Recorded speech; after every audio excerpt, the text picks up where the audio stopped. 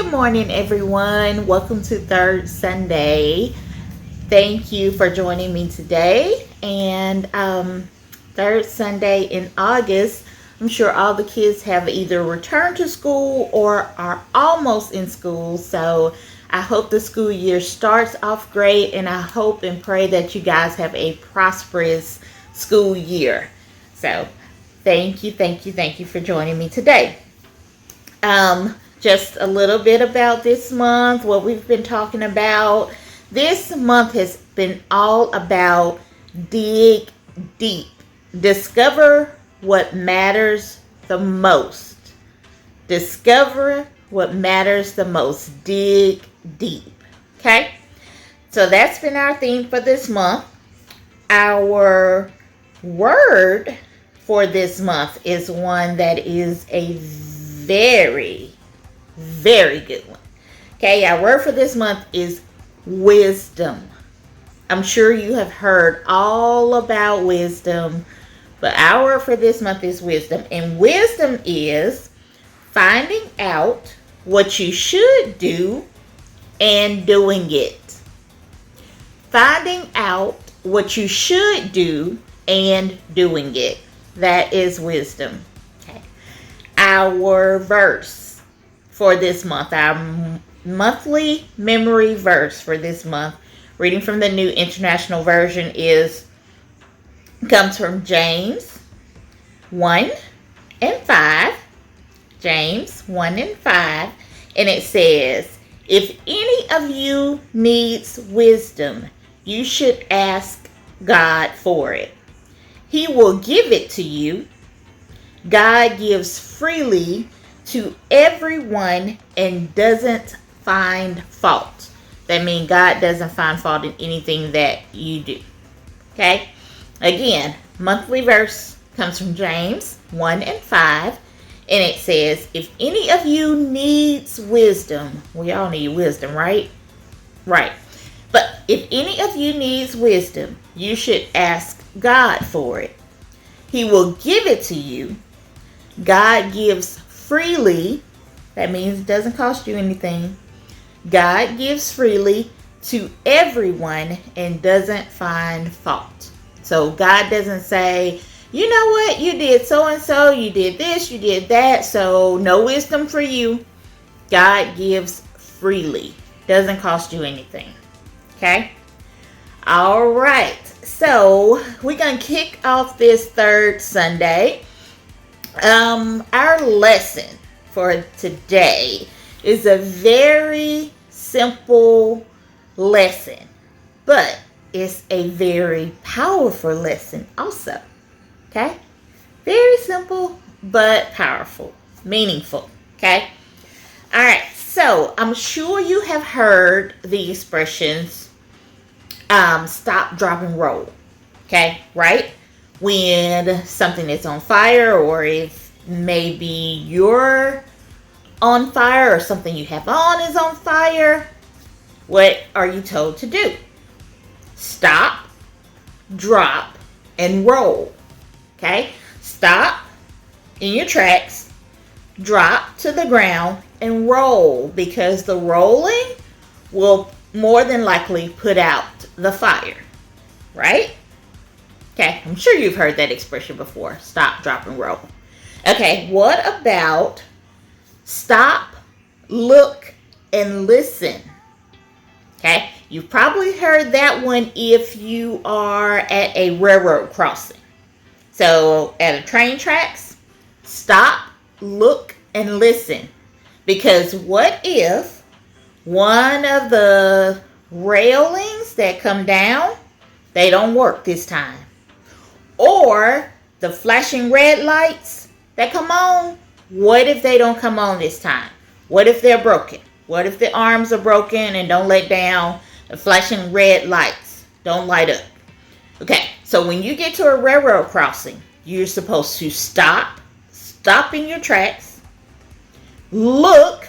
That means I'm going to look to the left, look to the right, I'm going to look both ways, making sure that there's no train, and listen. Now, why are you listening? Because If you listen, you can hear a train, right? Trains are loud, bum, bum, you know, the noise that they make. They're very, very loud. So if you stop, you look, and you listen, most of the time you can listen and you can hear the train before you even see it. Okay? Sometimes when I'm at a railroad crossing, the train is way down the track, but I can hear it before I can see it. So stop, look, and listen. Okay? All right. So today we're also going to talk about a 3-phrase words. Okay? All right. So today we're going to talk about stop, think, and act. Okay? Stop, think, and act. All right. So that is today's, just a little bit of background of who we're going to talk about, and what we're going to talk about is Solomon. And a little bit of background on Solomon. Okay. Solomon was king of Israel for almost 40 years. That is a mighty long time to be king of Israel. That's more than some people's lives. Okay? And he was king for 40 years. When he first became king, he was young. He was a young man.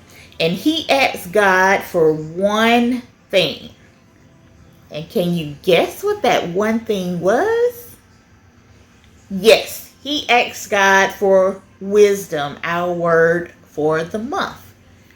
Okay, he asked God for wisdom, and God made Solomon one of the wisest people that the world had ever known.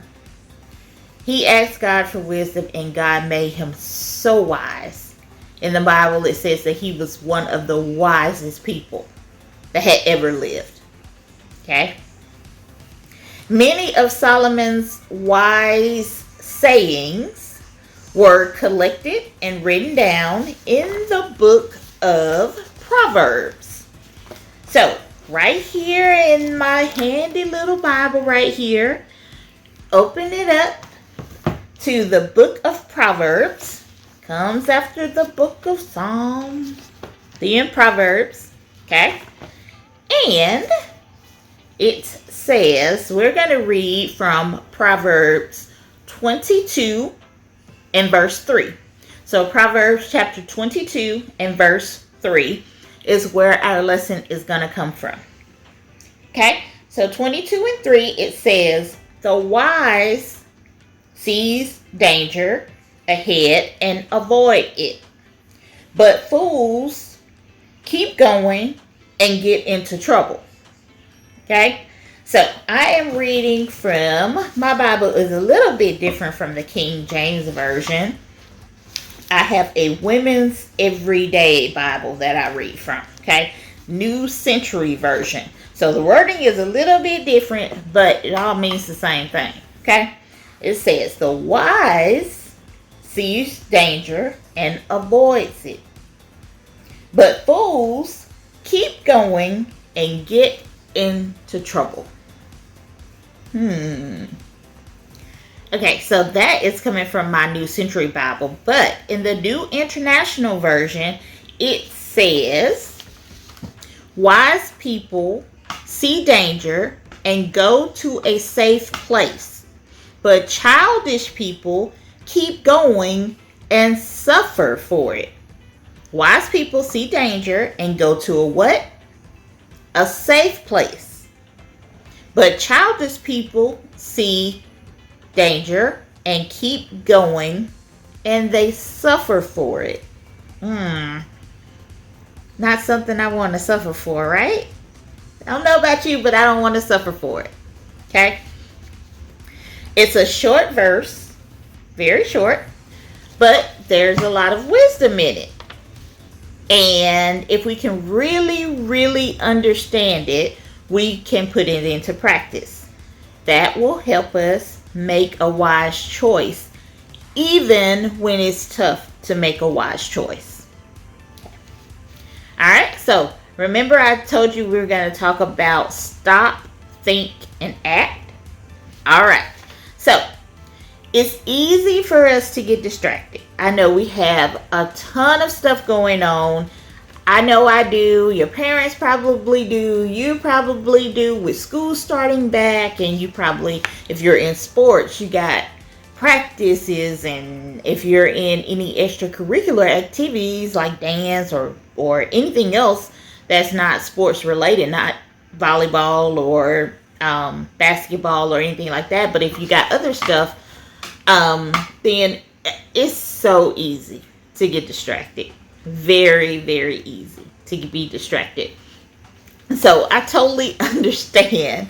Matter of fact, I was a little distracted this week with everything going on, back to school and dance practice, and then having to record the video, and it was just, and work. It was just all over the place. So I totally understand that everybody gets distracted, and not just older people, not just parents getting distracted, but also you guys, students. It's easy to get distracted. So I totally understand distractions, okay?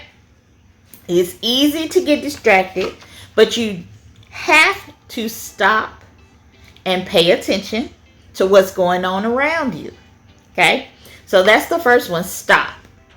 So stop, pay attention to what's going on around you, okay?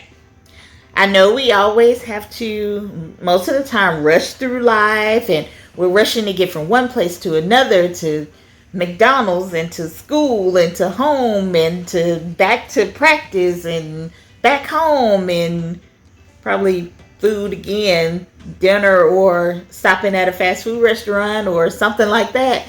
So it's always seems to be a rush, and I understand.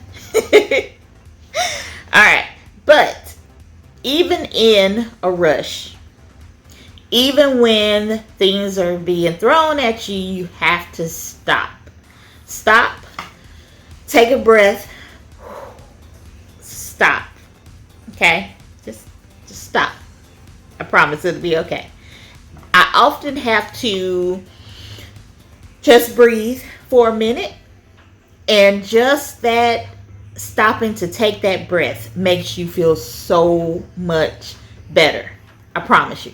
Next time you're going all over the place and doing all this other stuff, think about this. Stop, take your breath, and then keep going. Okay? All right. Stop, take a pause, and give yourself time to think.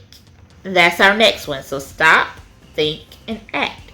Okay, so obviously we can't think about, well, we can think about what's going to happen next, but we can't really predict what's going to happen next. I mean, God knows, but we don't know. That's why we ask God for wisdom. So God can give us just a little inclination of what might happen. Okay? Think about, okay, if I keep doing this, what might be the consequences? What might happen if I keep doing this the same way? Right? Okay, so that's your think. Think about what could happen if I do this? What could happen if I do that? What could happen if I keep going this way? Okay, that's your think. And then your act is, that's the third one, your act. So once you've stopped, once you've thought about what you're going to do, then it's time to make your move. It's time to act. Okay? It's time to do what Solomon said in the New International Version that we read. Go to your safe place. Okay? That's what he said. Wise people see danger and go to their safe place. Now, does that mean that you go to your safe place in the corner over there, or your safe place in the closet, or safe place somewhere else in the house? No. Not necessarily a place. It doesn't have to really be a place. It can be in your mind, a safe place, a place where you feel safe. Okay? So don't think of it as, oh, I got to get to a place. Because if you're at school, you can't get to the closet at home. Or if you're at home and your safe place is your school cafeteria, you can't get to the cafeteria while you're at home. So don't think about your safe place as a physical place. Okay? Think about a safe place in your mind that you can go. Your mind can take you anywhere. Okay? So think about a safe place in your mind.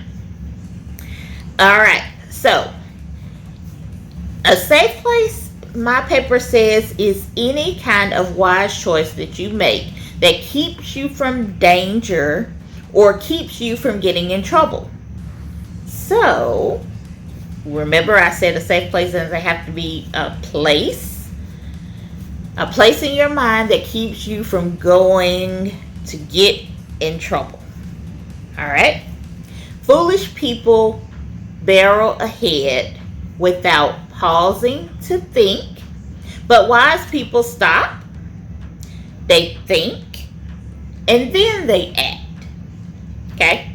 So let's go over a couple of scenarios. Let me give you a couple of examples, okay? Alright, so let's talk about, let's see. What if your mom asks you to clean your room? This is one I know personally because I have a 15-year-old who I ask to clean his room all the time. Sometimes a little better than others. So what if your mom asks you to clean your room? And you started, but your mom passes by and she says, hey, didn't I tell you to clean that room? Well, you're already starting to clean your room, so you may want to shout out, I already started. Or you may want to raise your voice and say, I'm already doing it. Okay? But what about if we use this wisdom to stop, think, and then act? Okay? Stop, take your breath. Your mom asked you to clean your room. She passes by. She said, hey, didn't I tell you to clean that room? You're already cleaning your room. There's no need to raise your voice. There's no need to yell back. Stop. Take your breath. Think. Think about, if I yell back, what's going to happen? Think about, if I raise my voice to my mom and say, I'm already doing it, what's going to happen? Think about, if I roll my neck and roll my eyes and my mom see me, what's going to happen? So you could potentially get punished. You could potentially lose a cell phone or computer time or video game time or not being able to go somewhere. All because you continued the conversation when all you had to do was think about what you needed to do. And then your act. What's going to be your action? You could calmly go to your mom and say, Mom, yeah, I was doing it. I had already started on my room. And I'm going to get back to it because I'm going to get that room cleaned. Okay? All right? I know that maybe it don't make sense, but think about which road you want to go down. Do you want to really upset your mom by yelling, screaming that you already started? Or do you just want to give her the respect of knowing that you have already started and it's going to be clean in just a matter of minutes? Okay? Could save you a lot of trouble and save you from a dangerous situation. Okay? Alright, so what about, let's take another example. What about a video game and you have not studied for your test. Okay? Alright, so let's take, you got your controller, you're playing your video game, it's your favorite game in the world, you have leveled up to level 99 and you're almost at 100. You're minutes away from 100. But you have a test tomorrow and you have not studied for your test. And it's getting late. It's almost time for you to take your shower and it's almost time for you to go to bed. Okay? Alright, so stop. Breathe. Take a minute. Put it on pause. I know it's hard to do if you're on level 99 and you're trying to get to 100 and you're almost there. I know it's hard to stop. But stop. Okay? Pause it. Think. If I continue to play this game and I don't study for my test, I could fail the test.